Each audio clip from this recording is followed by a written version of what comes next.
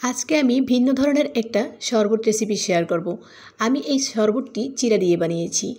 আর চিড়া দিয়ে এই শরবতটি কিন্তু খুবই হেলদি এবং স্বাস্থ্যের জন্য কিন্তু একদম পারফেক্ট একটা রেসিপি। তো আশা করি এই রেসিপিটি আপনাদের কাছে অনেক বেশি ভালো লাগবে।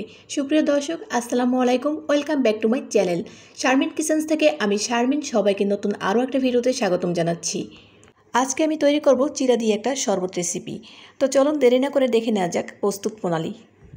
তো প্রথমেই আমি এখানে নিয়ে নেব চিড়া। তো আমি 1 কাপ পরিমাণ চিড়া এখানে নিয়েছি।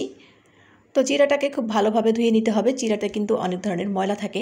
তো আমি কিন্তু কয়েকবার এই চিড়াটাকে খুব ভালোভাবে ধুয়ে নেব। এভাবে হাত দিয়ে ডলে ডলে এই চিড়াটার ময়লাটা উঠিয়ে নেব। তো খুব ভালোভাবে আমি 2-3 বার করে এটাকে ধুয়ে নেব। চিড়ার তৈরি এই শরবতটা খেতে যেরকম মজার, এটা কিন্তু অনেকটা হেলদি।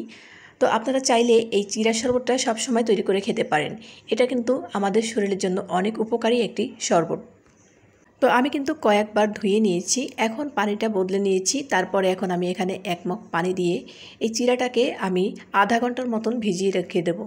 আধা ঘন্টা ভিজিয়ে রেখে দিলেই কিন্তু হয়ে যাবে। তো আমি আধা ঘন্টা পরে ফিরছি।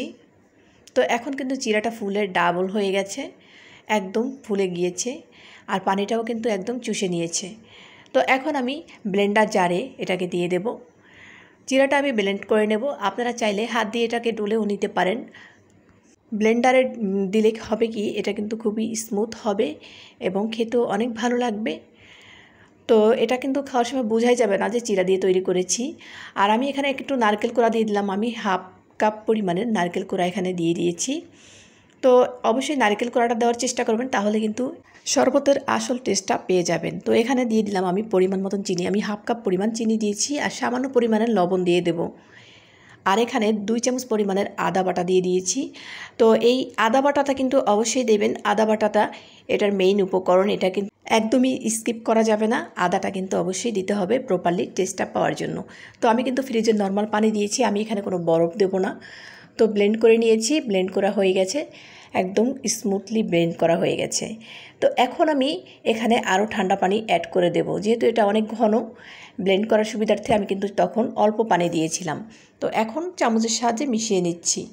এখন আর ব্লেন্ড করার দরকার নেই, এটাকে একটু মিশিয়ে নিলেই হয়ে যাবে। এখন ব্লেন্ড করতে গেলে একদম পড়ে যাবে।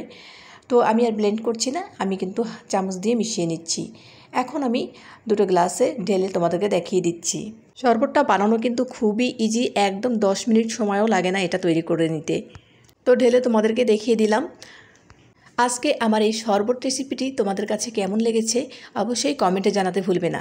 ভিডিওটি ভালো লাগলে চ্যানেলটি সাবস্ক্রাইব করে পাশে থাকা বেল আইকনে প্রেস করে দিও। তাহলে হবে কি, আমি ভিডিও দেওয়ার সাথে সাথে তোমাদের কাছে নোটিফিকেশনগুলো চলে যাবে এবং আমার ভিডিও সবার আগে দেখে নিতে পারবে। যারা এই ভিডিওটি ফেসবুক থেকে দেখছো তারা পেজটি ফলো দিয়ে রেখো। সবাই অনেক বেশি ভালো থেকো। দেখা হবে নেক্সট কোনো ভিডিওতে নতুন কোনো রেসিপি নিয়ে। ততক্ষণ ভালো থেকো, সুস্থ থেকো। আল্লাহ হাফেজ, আসসালামু আলাইকুম।